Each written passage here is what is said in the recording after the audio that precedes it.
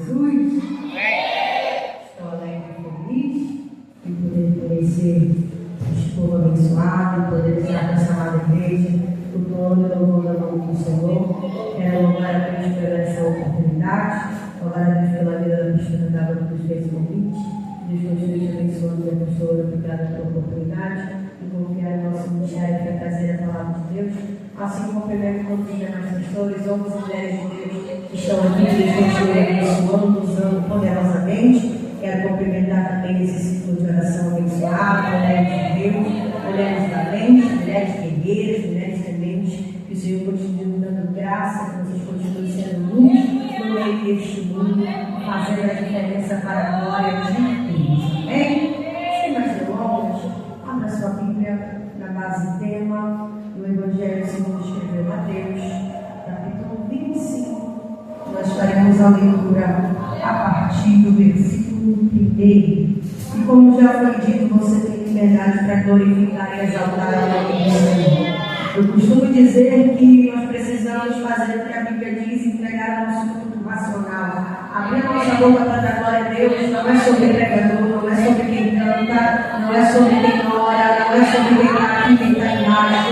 É entender que nós estamos aqui para receber algo daquele que tem o poder sobre todas as coisas. Quando eu digo glória a Deus, quando eu digo aleluia, eu estou agradecendo o nome dele e dizendo: Senhor, eu creio, eu tomo posse, Pai, eu recebo, eu me entrego diante de ti.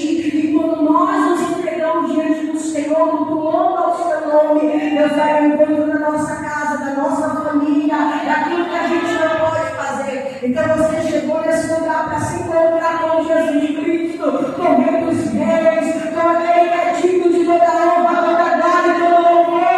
E se essa é a motivação do teu coração, eu quero te convidar essa noite a abrir a boca, essa voz bonita de Deus, se Deus e dizer: Senhor, bendito seja o teu nome, glória a Deus, aleluia, porque nós estamos aqui de pé para te louvar, Senhor, aleluia, glória a Deus. Mateus capítulo 25, a partir do versículo 1, que nos diz assim: então o reino do céu será semelhante a 10 virgens que, tomando as suas lamparinas, saíram ao encontro do noivo. E 5 delas eram prudentes e 5 eram insensatas. As que eram insensatas, tomando as suas lâmpadas, não levaram consigo azeite, mas as prudentes levaram azeite em suas vasilhas com as suas lâmpadas. E tardando o noivo, todas elas cochilaram e dormiram. E à meia-noite ouviu-se um clamor: eis aí vem o noivo, saí ao encontro. Então todas aquelas virgens se levantaram, pegaram as suas lâmpadas, e as insensatas disseram às prudentes: dai-nos do vosso azeite, porque as nossas lâmpadas estão se apagando. Mas as prudentes responderam, dizendo: não, para que não falte a nós e a vós, mas ide antes aos que vendem e comprai para vós. Então elas, indo comprá-lo, chegou o noivo, e as que estavam preparadas entraram com ele para as bodas, e a porta foi fechada. Depois chegaram também as outras virgens, dizendo: Senhor,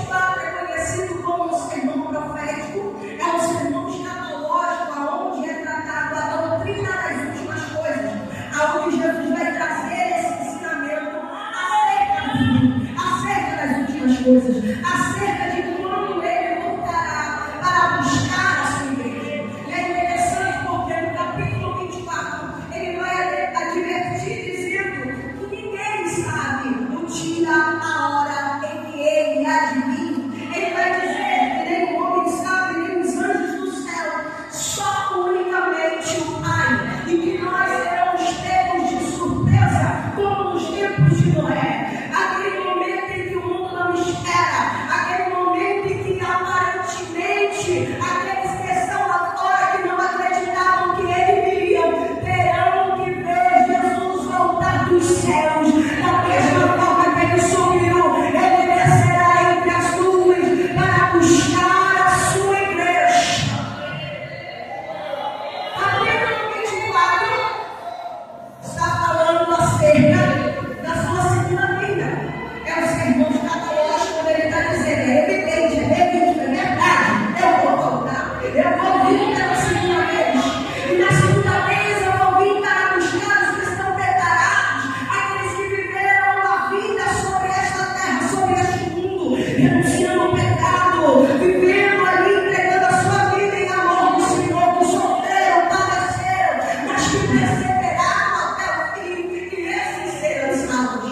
Só que no capítulo 25, nós vamos ver que Jesus vai trazer agora, usar esta parábola como uma advertência acerca do preparo para a sua segunda vinda. Capítulo 24, Jesus está explicando sobre a sua segunda vinda, deixando evidente o sermão escatológico daquilo que iria acontecer. No capítulo 25, ele usa uma parábola para alertar sobre o preparo para essa segunda vinda, para alertar e despertar a manter a vigilância e o preparo, já deixando ciente que não é de qualquer jeito, não é de qualquer forma, para subir, para passar na porta do céu e encontrar com o Rei dos Reis. Só aqueles que estiverem preparados, só aqueles que amaram a sua volta, só aqueles que aguardaram a sua volta e perseveraram até o fim. Então, no capítulo 25, ele vai trazer esse ensinamento para o preparo para esse momento. E por que ele vai trazer esse ensinamento para o preparo? Porque ele estava ali olhando, usando uma parábola com coisas do cotidiano do povo, para que eles pudessem entender. Só que quando nós olhamos para a parábola que você conhece, a gente vai ver todas as virgens sabiam que o noivo iria vir. Todas elas estavam esperando o mesmo noivo. Todas elas estavam ali aparentemente preparadas para esse momento.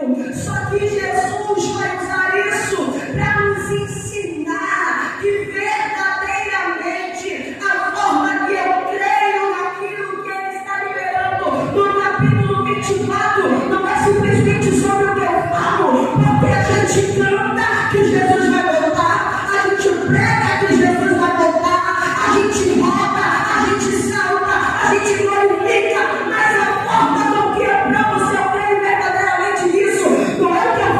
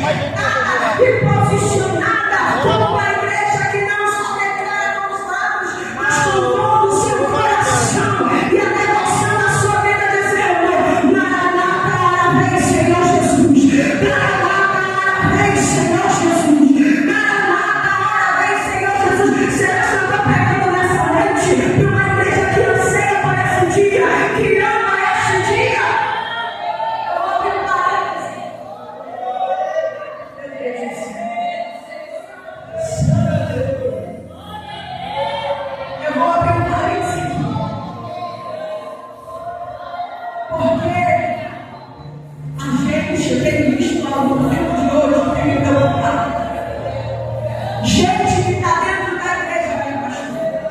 Que se diz cristão, diz viver a verdade, diz ter fé no Senhor, mas que está apavorado com o cenário do mundo, desesperado, dizendo que o mundo está acabando. O que vai ser de mim? O que vai ser da minha família? Está com medo desse dia? Se você é cristão em Cristo Jesus, esse dia não é dia de demônio, esse dia não é dia de medo.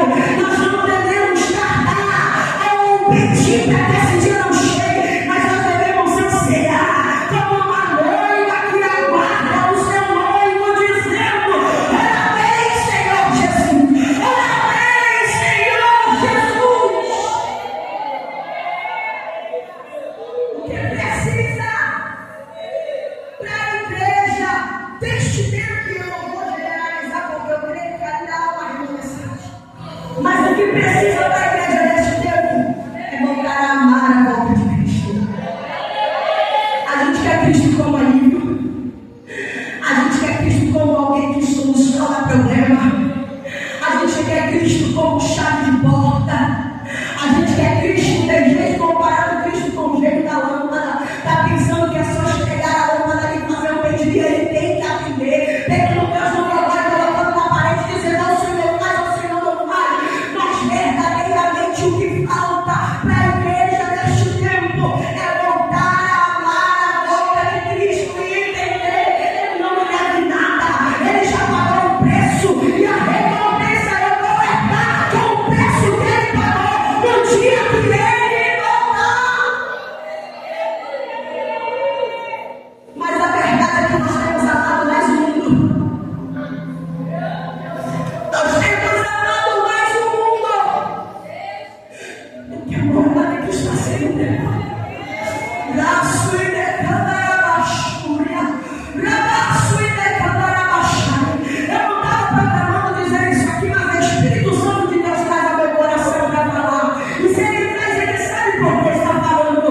Moisés está no deserto com o povo, caminhando em rumo à terra prometida. Quando o povo vai pecar contra o Senhor, faz um bezerro de ouro para buscar a Deus, se entregando à idolatria e vivendo na velha prática do Egito.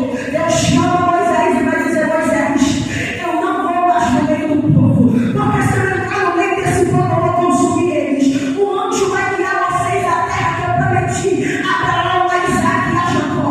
Quando Moisés está em oração com o Senhor, entendendo o valor da sua presença, Moisés vai abrir a boca e vai dizer: Senhor, se o Senhor não for diante de nós, não nos faça sair daqui.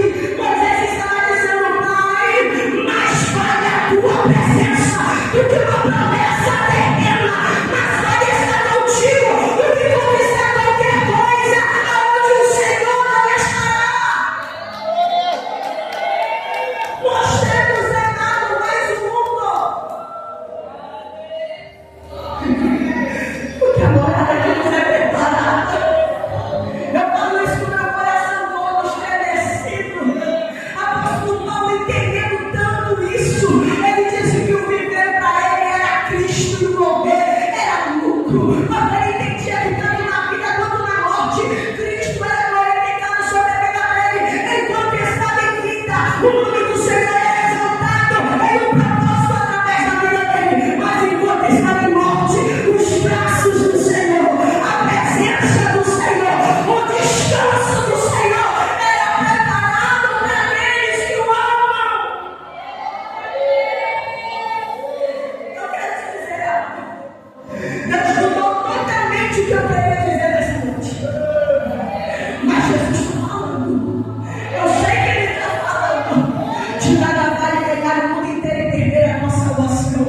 De nada vale querer Cristo só para almejar uma casa, um carro, um casamento ou algo terreno. Se o teu nome não estiver escrito no livro da vida, a casa vai ficar, o carro vai ficar, a roupa vai ficar, o sapato vai ficar. Só vai subir a tua alma e se tiver preparada.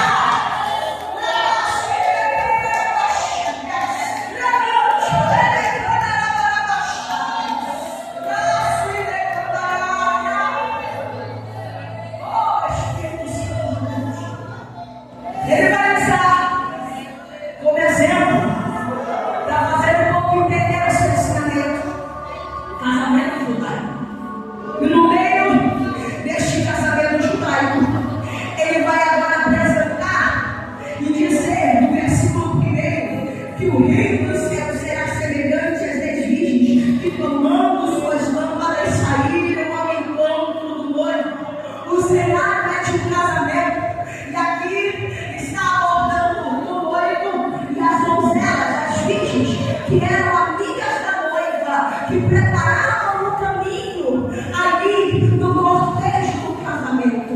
A noiva, que nós sabemos que a igreja do Senhor não está em evidência na parábola, porque a evidência aqui é a vinda do noivo. A evidência aqui é o preparo para a vinda do noivo. E ele está apresentando essas 10 virgens, as donzelas que eram amigas da noiva, que prepararam esse caminho, e cada uma carregava consigo, conforme a tradição judaica, uma lamparina, uma lâmpada. E nós vamos ver que essa lâmpada, que essas virgens carregavam, era uma espécie de tocha, que consistia numa vara, e na extremidade superior era inserido um recipiente com azeite, munido em um pavio de linho torcido. Então, olha para mim, para você entender. Elas tinham consigo lamparina. Estudando, nós vamos ver que o tipo de lâmpada usada no cortejo, em área externa, era espécie de uma tocha.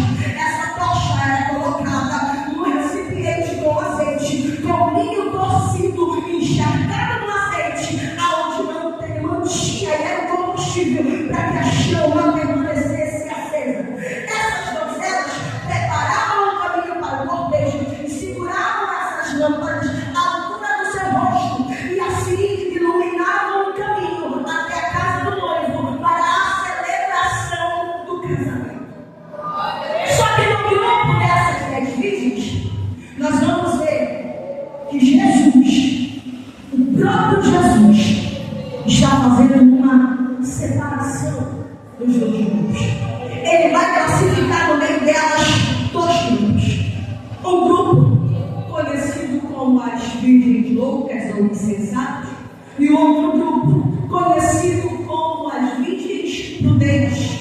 Quando eu olho para isso, e uma vez encarando esse texto e perguntando, Senhor, o que era em si as virgens loucas e as virgens prudentes? Além daquilo que a gente já sabe que era alguém sensato e que é alguém prudente. Aí Deus me levou para Mateus capítulo 7. Nós vamos ver Jesus usando a parábola do construtor. Ele vai dizer: comparará 2 construtores, 2 casas e 2 terrenos.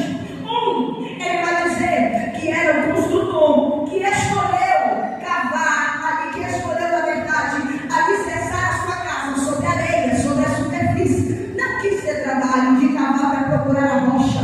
Ele simplesmente se preocupou com a aparência, com o que estava exposto, com o que estava fora, e construiu a sua casa sem alicerce, somente com uma superfície de areia. Ele vai dizer: esse construtor eu comparo ao homem insensato, que ouve e não pratica a minha palavra. Só que ele vai dizer o outro construtor, dizendo: o outro construtor, ele cavou, até encontrar a rocha para alicerçar a sua casa. Alicerçou a casa na rocha, depois de muito trabalho, depois de muito cavar. Aí ele construiu, não se preocupou em construir só a parede para cima, mas se preocupou em construir para baixo, alicerce, aonde o homem não tem mais aquilo que sustenta. Aí ele vai dizer: o homem insensato, o construtor insensato, veio o vento, veio a tempestade, a sua casa caiu, e grande foi a sua queda. Mas o construtor prudente, que construiu a casa na rocha, que é comparado ao homem que ouve e pratica a sua palavra, veio o vento, veio a tempestade, mas a casa permaneceu de pé. Olhando para isso, nós podemos dizer que esses 2 grupos, um grupo era de alguém que vivia de aparência, um grupo era de alguém que ouvia e conhecia a palavra, mas não vivia. Um grupo era alguém que estava preocupado só de manter a chama acesa para aquilo que o homem ia ver. Mas outro grupo era um grupo de prudente, preparada, alicerçada, forjada, que ouvia, praticava e vivia a verdade, a palavra de Deus. Ele está dizendo: a diferença é um grupo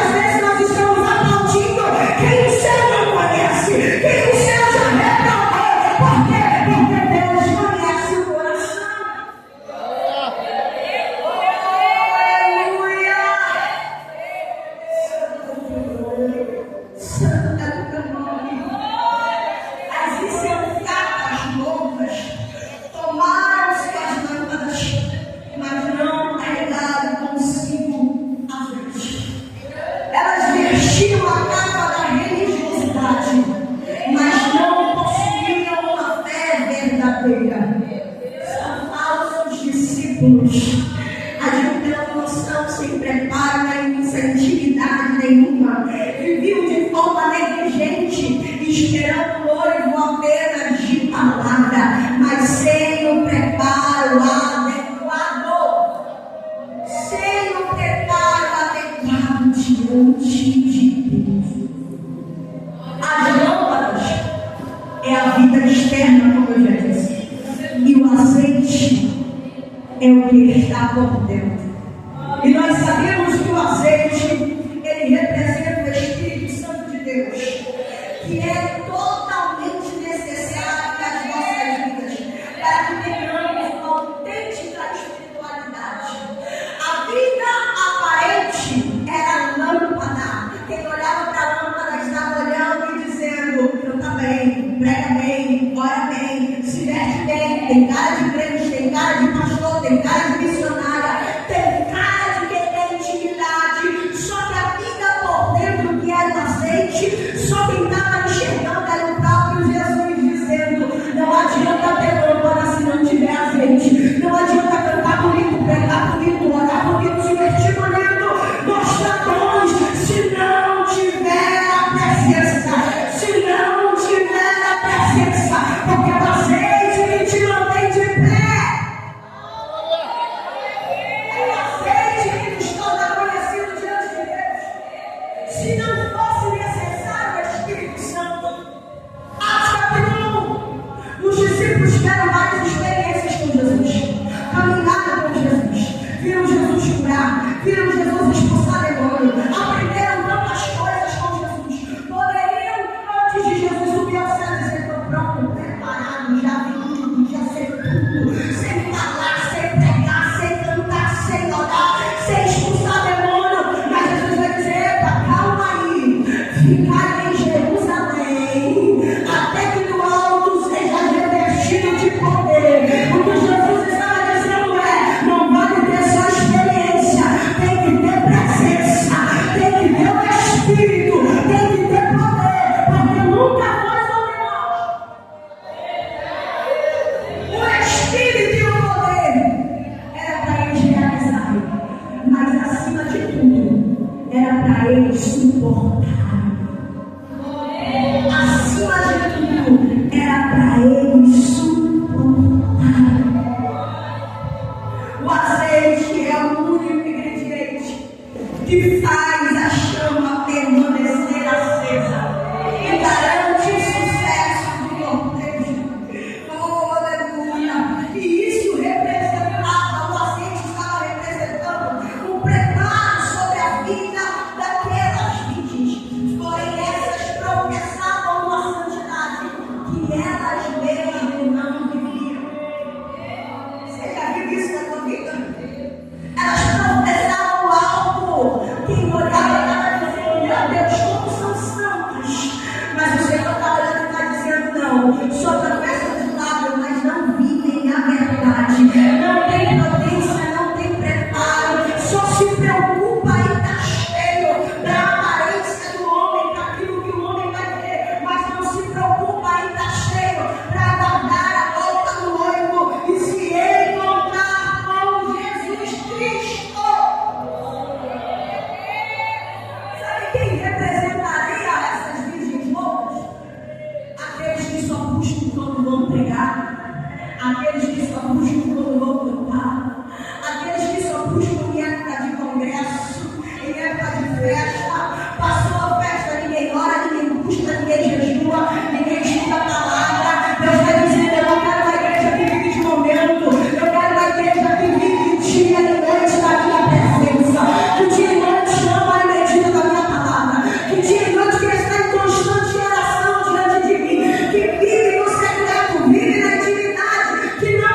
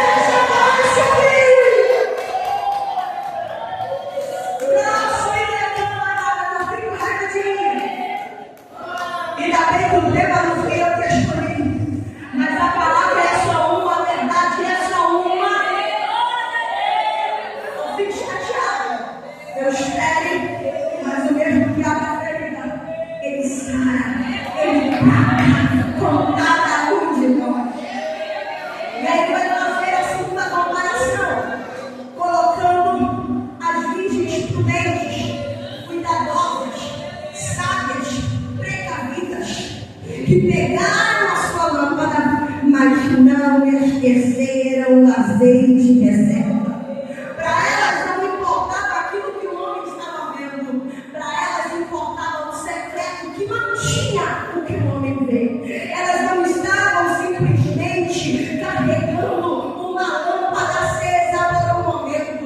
O brilho que brilhava aos olhos do homem sobre a vida delas era o resultado do que elas carregavam no secreto com o Senhor.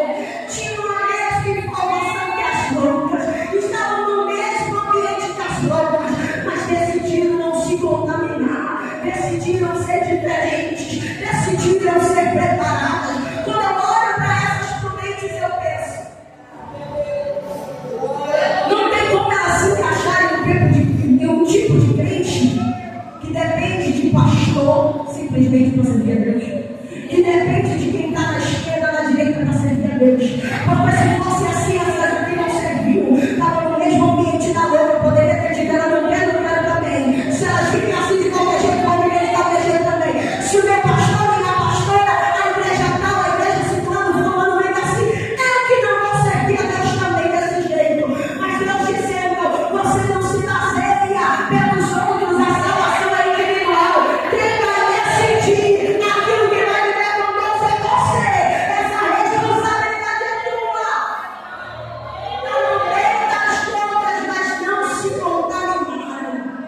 Tinham a mesma informação no mesmo ambiente, mas elas escolheram permanecer fiéis diante de Deus. Olha para mim. Elas carregavam azeite reserva. Isso significa que uma mão está com a tocha com a lamparina e a outra mão com uma botija de azeite. Deu mais trabalho para caminhar. Elas caminhavam aqui segurando a lamparina que precisava estar ali para iluminar o caminho na altura do rosto, mas a outra mão esquecia a vasilha com o azeite reserva. Talvez elas pensando, eu não posso de qualquer jeito, o noivo pode vir a qualquer momento, ou ele pode tardar, não vai dar tempo de comprar azeite, não vai dar tempo de sair daqui, eu vou precisar estar preparada. Só que olha para mim, estudando, nós vamos ver que o azeite, ele passava por um processo para se tornar azeite.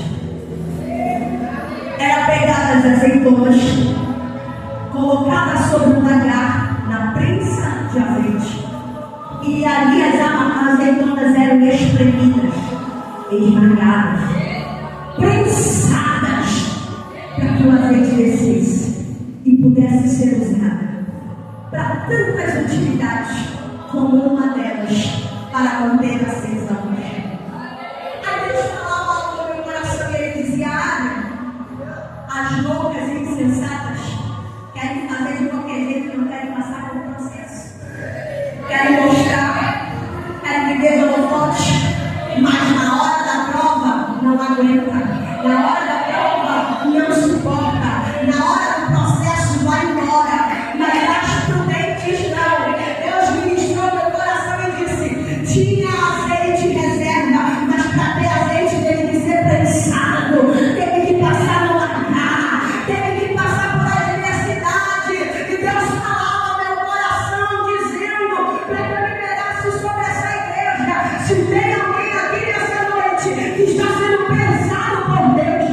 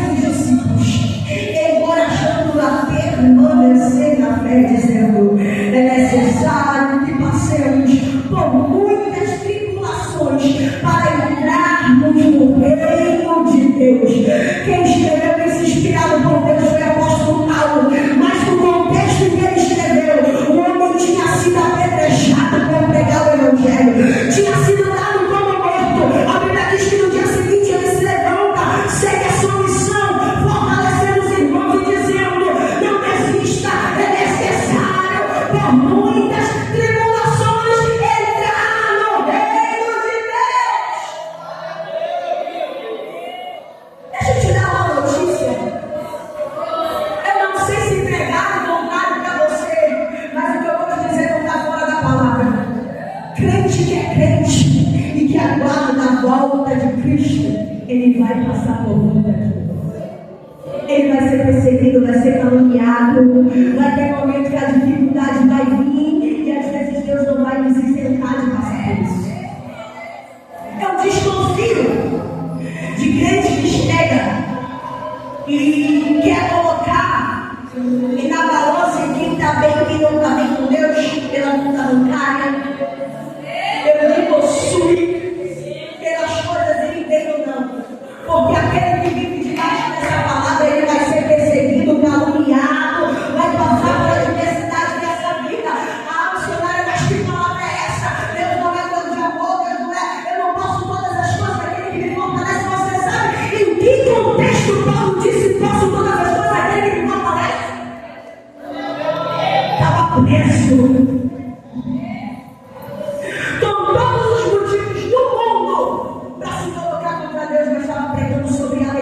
Eu aprendi a viver bem no pouco e no muito com Deus. O que ele estava dizendo, diferente do que a gente prega aí, dizendo o que tu quiser, Deus vai te dar, porque tu pode todas as coisas aqui que fortalece. Ele estava dizendo, não, o meu Senhor me fortalece sobre todas as coisas, sobre o tempo bom, sobre o tempo mau, sobre a adversidade, a dificuldade. Ele me mantém de pé, ele me mantém perseverante. E eu vim nessa noite para te dizer o que tudo que a gente recebe sem passar pelo processo. Se Deus está te moendo, não se revolte contra Deus. Para de questionar, porque nessa noite nós vamos ser resposta dizendo para você: estou te moendo porque estou enchendo a tua reserva. Estou te moendo porque estou derramando azeite. Estou te moendo porque não aceito mais te ver de qualquer jeito nessa frieza espiritual. Esse pecado, porque não quero que você fique, eu te quero preparada para esse momento. Oh Espírito Santo de Deus, todas as vidas, o noivo perdoa. É bem verdade, nós não sabemos o dia e a hora. Elas não sabiam, imaginavam talvez, mas não sabiam o momento exato. E a palavra diz que o noivo tardou. Só que isso também me faz lembrar do que Pedro escreveu na sua primeira carta, dizendo que o Senhor não está tardando, mas dando tempo para que todos se arrependam e venham à salvação. Cristo não está tardando. Cristo não está tardando. Ele está nos dando tempo para o arrependimento, para que a gente não venha a se perder. Mas eu tenho uma coisa para dizer para você: não se aproveite daquilo que parece demora, porque pode chegar um momento de trevas onde você não terá mais tempo para se arrepender. À meia-noite a Bíblia vai dizer: eu vi esse grito, aí vem o noivo. Só que Deus ministrou meu coração e ele dizia: Águia, esse clamor, aí vem o noivo, não vai ser dito só no último momento. Esse clamor já está sendo dito desde hoje. Só que a verdade é que a gente não quer ouvir essa pregação. A gente quer ouvir a pregação que passa a mão no nosso ego. A gente quer ouvir a pregação que abre porta. A gente quer ouvir a pregação que Deus vai nos levantar, nos exaltar, vai curar, vai fazer isso, aquilo. Deus está pregando, Deus está usando vasos, Deus está falando através dos cenários, através da natureza. O clamor já se ouve desde hoje, dizendo: aí vem o noivo. Só que você está tão atentado com as coisas dessa vida que não está conseguindo ouvir o clamor de aí vem o noivo. Aí vai deixar para ouvir na meia-noite, no fim, no final, no tempo de trevas, e nesse momento não vai mais ter tempo para se preparar. Ai, meu Deus. Lá vem o noivo. As loucas disseram: ajuda-nos, dai-nos pelo azeite. E elas tiveram que dizer: não, porque se precisando vai faltar a vós e a nós. Olha para mim.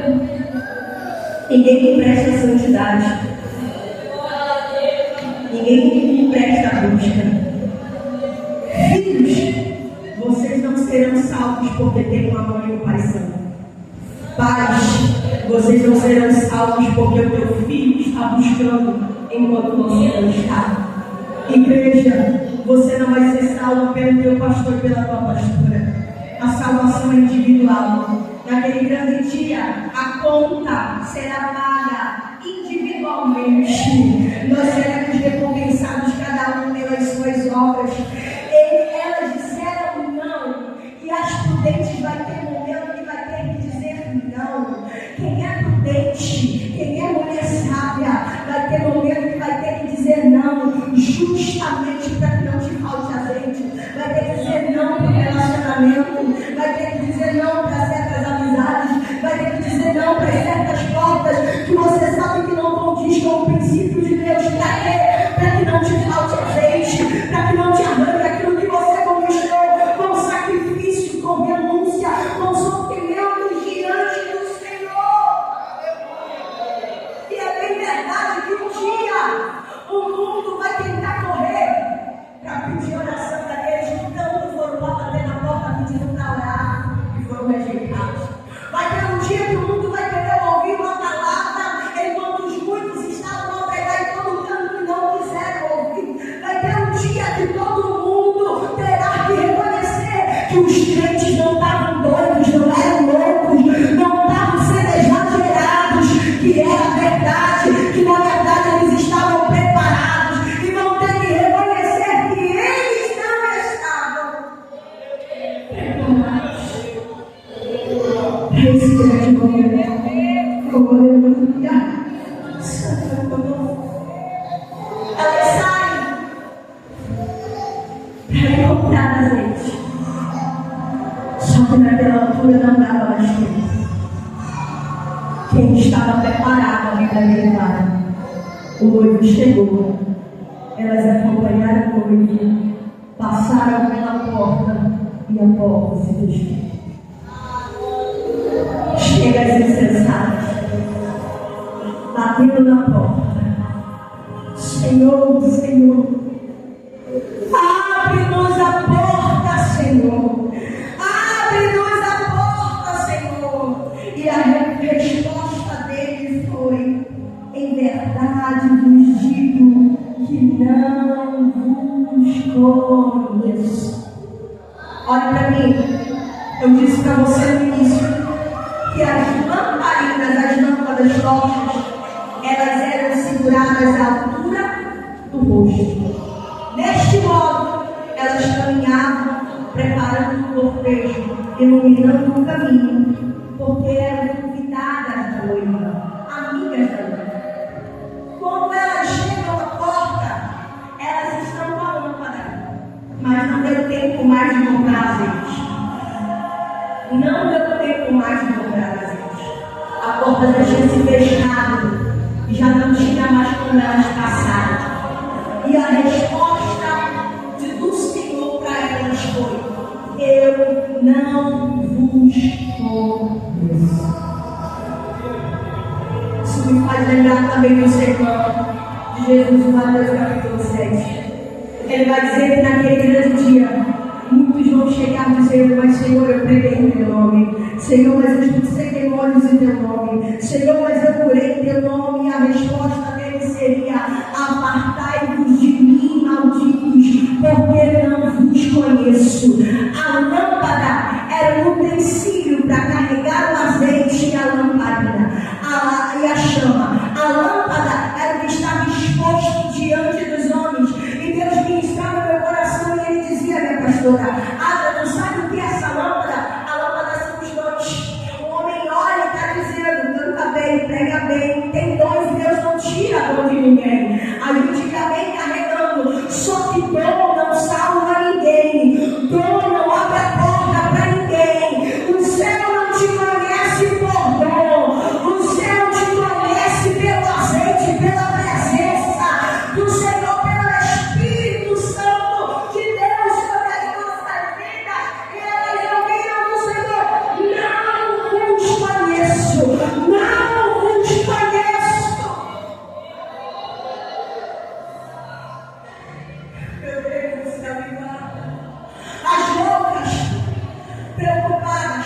aplauso.